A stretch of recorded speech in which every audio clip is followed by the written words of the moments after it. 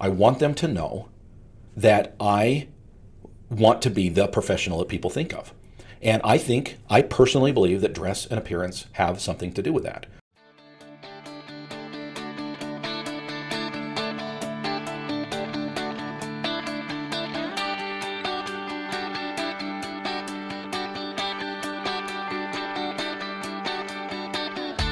Originating from deep inside the Rocky Mountains, transported through the power of the internet, and arriving inside your tiny earbuds. It's the Appraiser Coach Podcast.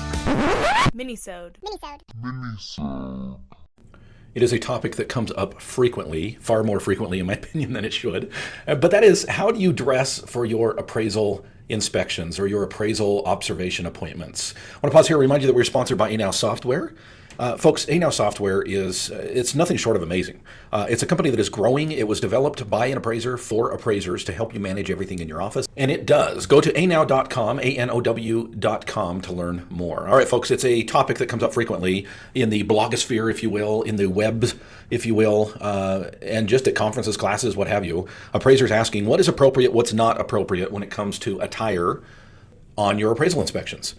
Sometimes it is coupled with some complaints that there might be, an AMC or two, a client or two, which might remind you on a irregular basis to dress appropriately, dress professionally, right? And then the question is, well, what is professional? Are flip-flops okay? Is a tank top okay? I know, I laugh even as I ask the question, but hey, it's a legitimate question. On Facebook the other day, I saw an appraiser take a picture of himself saying he was on his way to an inspection. I don't think it was a joke. I think he was serious. Took a picture of himself in the car, and he had his hat on backwards, ball cap on backwards, had a tank top on, and sunglasses, and was raring to go. Okay, cool. Whatever works for you, folks. And by the way, I will just preface this by reiterating that. Whatever works for you, whatever floats your boat, whatever you think you need to do, that's fine. If you're here really legitimately looking for some advice, I'm going to give you some today. Take it for what it's worth. But you know, you got to do you. You got to do whatever floats your boat and whatever you think is best. Now, I will say this.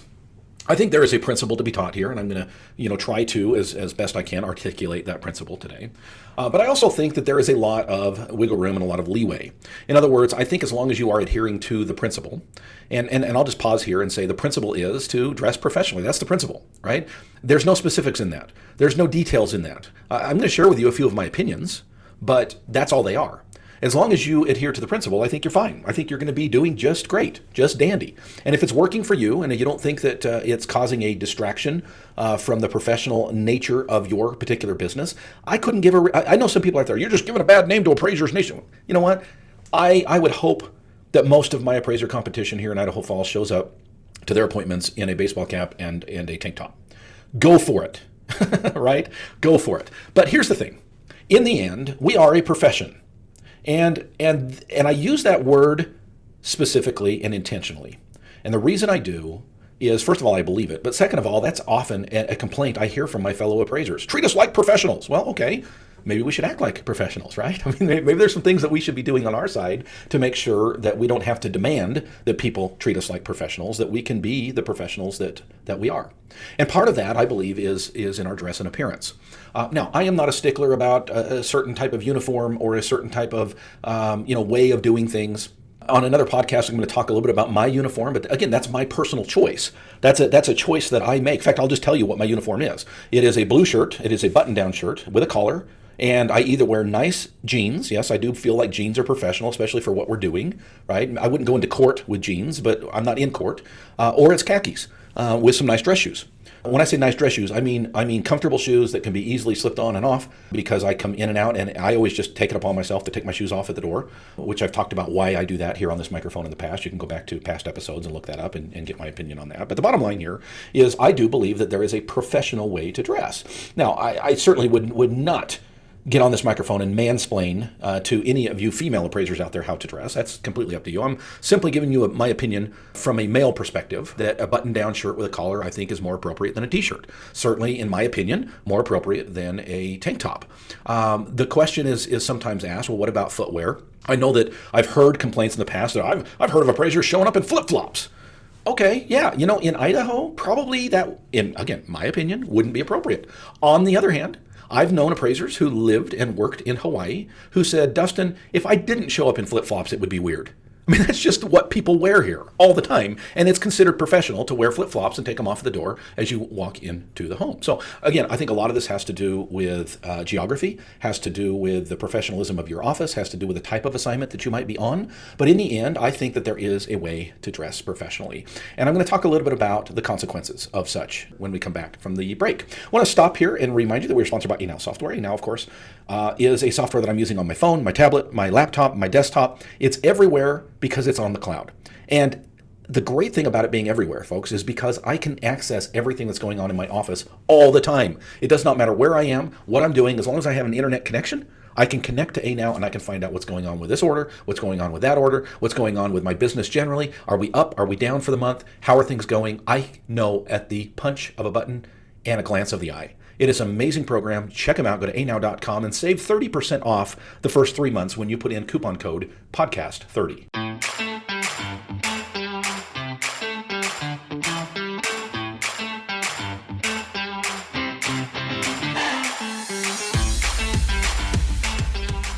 All right. We're back. We're talking about dress and appearance.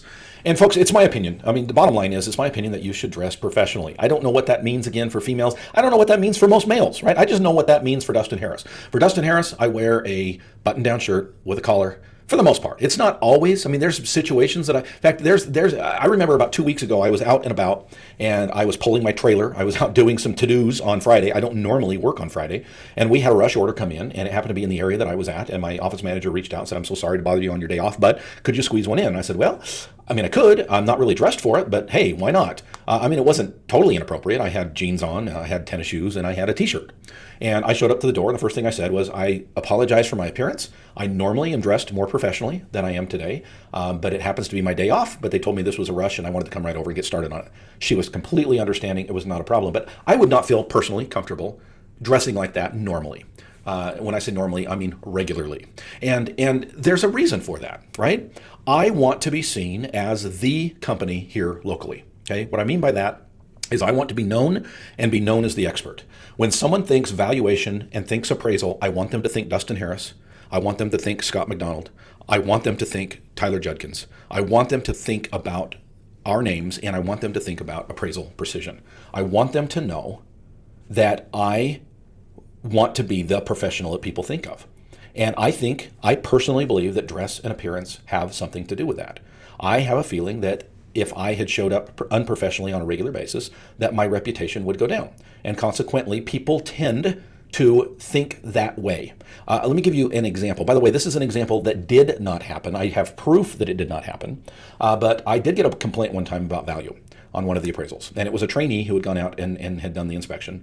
And yes, they were upset with value, but more so, they said this person had showed up in sweats and baggy clothes and didn't look in other words, they glommed onto the pettiest of things to blame for the value situation that they were upset about. Folks, people are going to do that anyway. Don't give them more ammunition, right? Dress professionally, be responsible, take pride in your work. Trust me when I say it will come back to reward you. Folks, this particular question came out of an Ask Me Anything on a Facebook Live in my All-Star Team group. We do that regularly, where I will jump on Facebook Live, and any question that you have about building your business, about this, about that, about what's going on in the world, we talk about. And it's in the All-Star Team. You can be a part of that group by going to my website, theappraisercoach.com, and going to memberships. Again, it's the All-Star Team, theappraisercoach.com/memberships. You've been listening to the Appraiser Coach podcast with Dustin Harris. If you like what you hear, please give us a 5-star rating and post a short review on iTunes. For more in-depth insider information on how you can make more money as a real estate appraiser, visit theappraisercoach.com and sign up for the All-Star Team today. Thanks for joining us.